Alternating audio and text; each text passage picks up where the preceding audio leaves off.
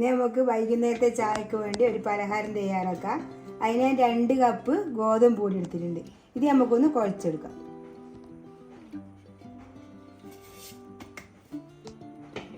ഇതിനാവശ്യത്തിന് ഉപ്പ് ചേർത്ത് കൊടുക്കാം. ഇനി ഇത് കുഴച്ചെടുക്കാം. ചപ്പാത്തിക്ക് കുഴക്കുന്ന പോലെ കുഴച്ചെടുത്താൽ മതി.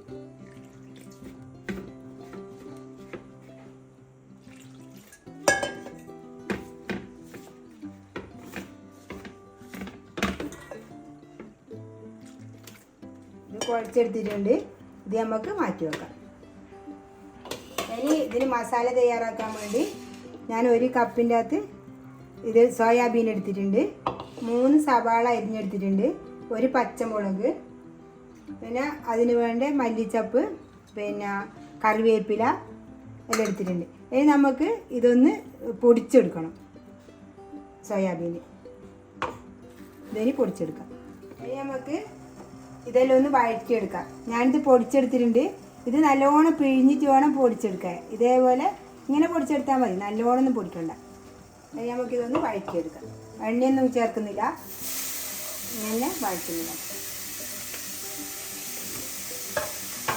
അതിലേക്ക് ഒരു ചെറിയ ക്യാരറ്റ് ചെറുതായി മുറിക്കുന്നുണ്ട്, അതും ചേർത്തെടുക്കും.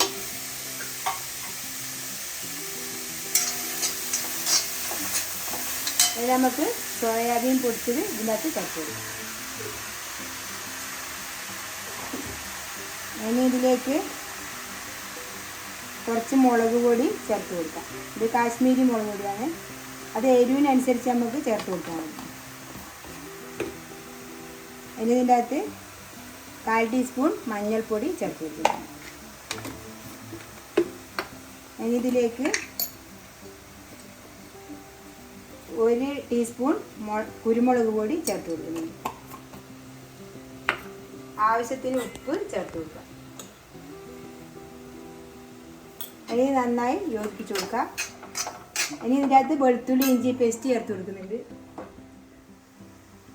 1 ടീസ്പൂൺ ചേർത്ത് കൊടുക്കുക. ഇത് നന്നായി ഇളക്കി കൊടുക്കുക. ഇതിനെ ഒന്ന് വെള്ളം പറ്റുന്നവരെ നമുക്ക് വേവിച്ചെടുക്കാം. ഇതിന് മൂടി വെക്കാം. നോക്കാം, എണ്ണ ഒഴിക്കാതുകൊണ്ട് ഇടക്കിടക്ക് ഇളക്കി കൊടുക്കണം. ഇനി ഇതിലേക്ക് കുറച്ച് ഗരം മസാലയല്ല പെരിഞ്ചീരകം പൊടിച്ചത് ചേർത്ത് കൊടുക്കാം. ഇനി ഇതിൻ്റെ അകത്ത് 1/2 ടീസ്പൂൺ പച്ചമല്ലി പൊടിച്ചത് അത് ചേർത്ത് കൊടുക്കാം. ഇത് നന്നായി ഇളക്കി കൊടുക്കുക. ഇനി ഇതിലേക്ക് മല്ലിയില ചേർത്ത് കൊടുക്കുക, കുറച്ച് കറിവേപ്പില ചേർത്ത് കൊടുക്കുക.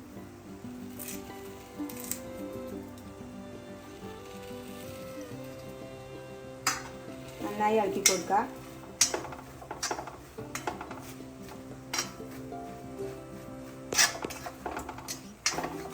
അങ്ങനെ നമ്മളെ മസാല റെഡി ആയിട്ടുണ്ട്.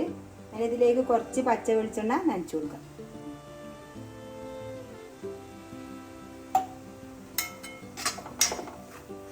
അതിന് തീ ഓഫാക്കാം.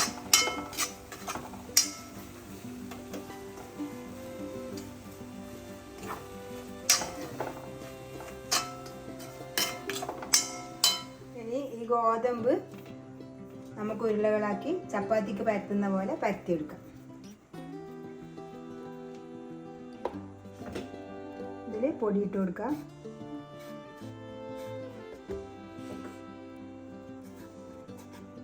പരത്തിയെടുക്കാം.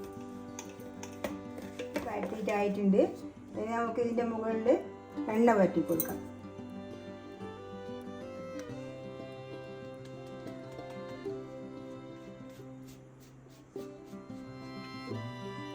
ഇനി നമുക്ക് കുറച്ച് ഗോതമ്പ് പൊടി ഇട്ട് കൊടുക്കാം.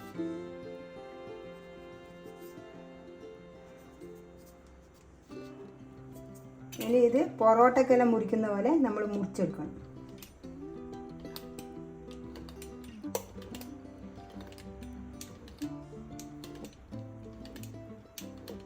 ഇതേപോലെ നമുക്ക് പൊറോട്ട ഉണ്ടാക്കാം. ഇനി ഇത് ചുരുട്ടിയെടുക്കാം.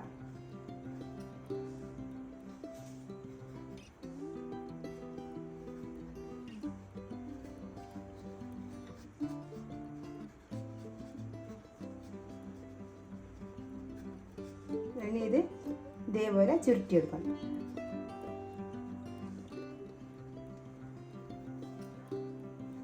ബാക്കി വരുന്നത് ഇതിൻ്റെ ഉള്ളിൽ ഇതേപോലെ വെച്ച് കൊടുക്കാം. ഇനി ഇങ്ങനെ ബാക്കിയുള്ളതും പരത്തിയെടുക്കാം. ഇത് പരത്തിയിട്ടായിട്ടുണ്ട്.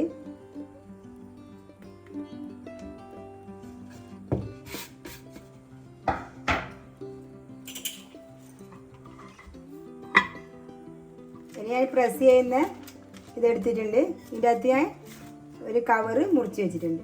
ഇനി ഇതിൻ്റെ അകത്ത് വണ്ണ വെട്ടി കൊടുക്കാം. ഇനി ചപ്പാത്തി പ്രസ്സിൽ വെച്ച് നമുക്ക് അമർത്തി കൊടുക്കാം. ഇത് കൈ കൊണ്ട് പരത്തിയാലും മതി. പൊടി ഇട്ടിട്ട്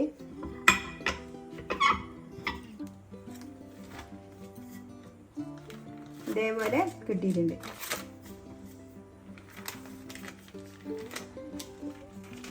ഇനി ഇതിൻ്റെ അകത്ത് നമുക്ക് ഈ ആക്കി വെച്ച മസാല ചേർത്ത് കൊടുക്കാം.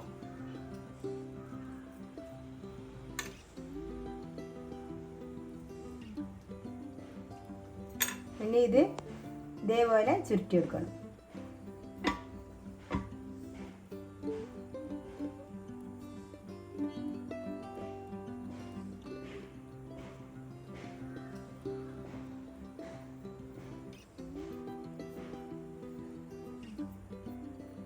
ഇതേപോലെ ചുരുട്ടിയെടുത്തിട്ടുണ്ട്.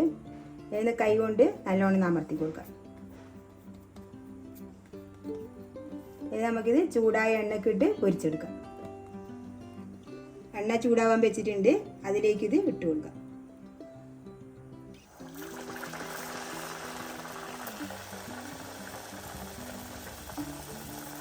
നല്ല തീയിൽ വേവിക്കണ്ട, ഒരു മീഡിയം തീ ആക്കിയാൽ മതി.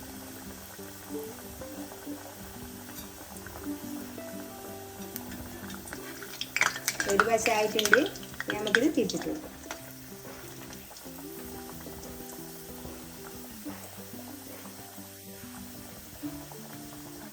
ഇതായിട്ടുണ്ട്.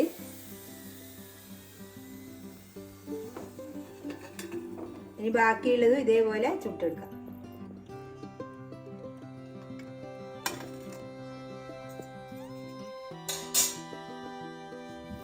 അങ്ങനെ നമ്മളെ പലഹാരം എല്ലാം റെഡി ആയിട്ടുണ്ട്. ഇനി തീ ഓഫാക്കാം. നല്ല ടേസ്റ്റ് ചെയ്ത് കഴിക്കുക. ഇതേപോലെ എല്ലാവരും ഉണ്ടാക്കി നോക്കുക. എൻ്റെ വീഡിയോ ഇഷ്ടപ്പെട്ടെങ്കിൽ ലൈക്ക് ചെയ്യുക, ഷെയർ ചെയ്യുക, സബ്സ്ക്രൈബ് ചെയ്യുക.